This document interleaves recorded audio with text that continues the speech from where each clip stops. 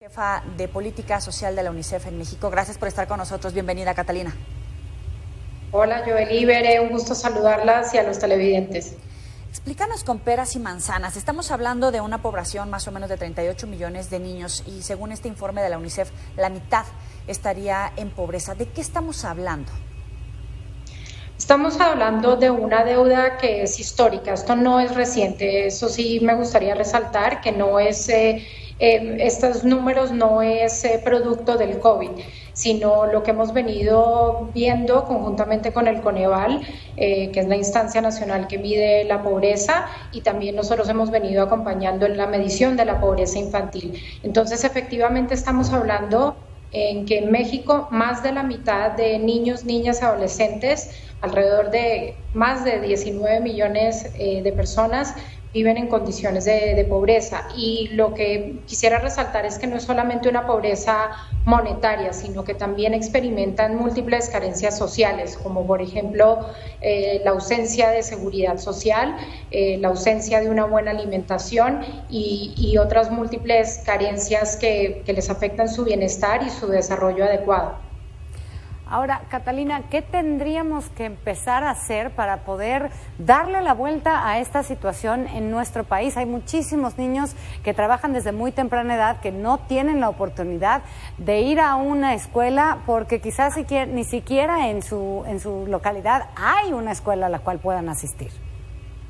Claro, bueno, el primer paso es hacer la problemática visible. Justo ahora estábamos viendo en el reportaje que la pobreza puede a veces tener una cara, generalmente tiene una cara rural, pero la pobreza en México también tiene cara de niño o de una niña, en el sentido que están sobrerepresentados en el porcentaje de pobreza de la población.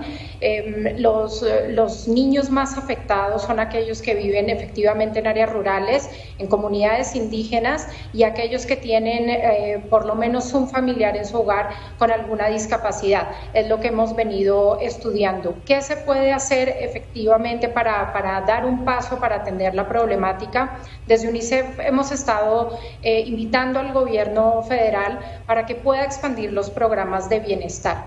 Los programas actualmente le llegan a un número importante de personas, de grupos vulnerables específicos, pero no le llegan a toda la población que verdaderamente lo requiere. Especialmente también nos preocupa que hay algunos grupos que están desatendidos, como por ejemplo lo que son las madres embarazadas y los niños y niñas en su primera infancia, es decir, los niños de 0 a 5, no necesariamente hay un programa o beneficio que los cubre. Ya los otros grupos de población, como por ejemplo las becas para estudiantes, las becas para personas con discapacidad, las becas para apoyar a las madres trabajadoras en el cuidado de los niños, estos ya les llegan a un grupo de población importante, pero sin embargo invitamos a que se expandan y más en estos momentos que es cuando tantas familias que viven al día requieren de de apoyo adicional.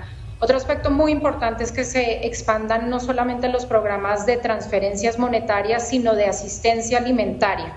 Estamos monitoreando la situación y nos preocupa desde UNICEF el aumento de la inseguridad alimentaria, es decir, que las familias no puedan tener acceso a alimentos de calidad y a productos que puedan ayudarles a la buena alimentación de niños, niñas y adolescentes y sus familias. Así que también hay que expandir estos programas de asistencia alimentaria.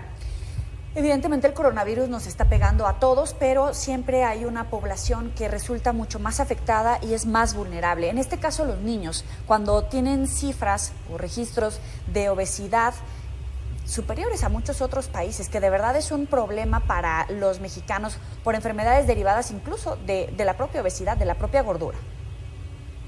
Sí. ¿Y cómo enfrentar esa situación? Porque parece que tenemos que cambiar una dinámica de cómo alimentar a nuestros niños, pero si además viene ya un problema de inseguridad alimentaria, ¿cómo debe modificar el gobierno todas las políticas de alimentación a esos sectores más vulnerables en medio de la pandemia? Claro, este es un desafío muy importante el que mencionas y no es fácil de atender porque tiene como dos caras. está todo el tema de la inseguridad alimentaria y la dificultad que tienen muchas familias en tener acceso a alimentos nutritivos. Entonces es muy importante que, digamos, se pueda desde el gobierno atender a este grupo de población que, dado las afectaciones en el ingreso familiar, no está llegando a poder tener acceso a alimentos saludables. Pero por el otro lado se encuentra esta situación en una situación de confinamiento, en una situación donde en muchos casos es más fácil tener productos ultraprocesados, comida chatarra disponible en el hogar y, digamos, con un consumo más frecuente que de costumbre. Esto inclusive puede ayudar al incremento del sobrepeso y la obesidad de niños, niñas y adolescentes. Aquí es muy importante que las familias prioricen el tener alimentos saludables, frescos, que se evite el consumo de productos ultraprocesados, que se incentive en niños, niñas, adolescentes el consumo de agua simple y no de bebidas azucaradas.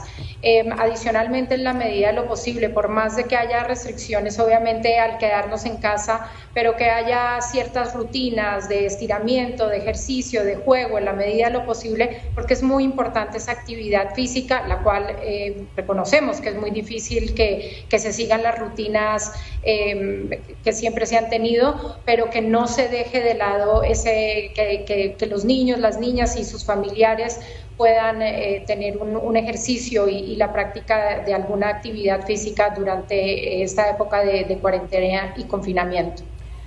Catalina, ahora esta pandemia nos ha permitido vislumbrar el gran rezago educativo que existe en nuestro país y sin duda alguna los niños, las niñas, los adolescentes de este país requieren de tener oportunidades porque van a ser los mexicanos del futuro y si no tienen esta posibilidad de estudiar, de comenzar a forjar una nueva vida, pues evidentemente sería más complicado.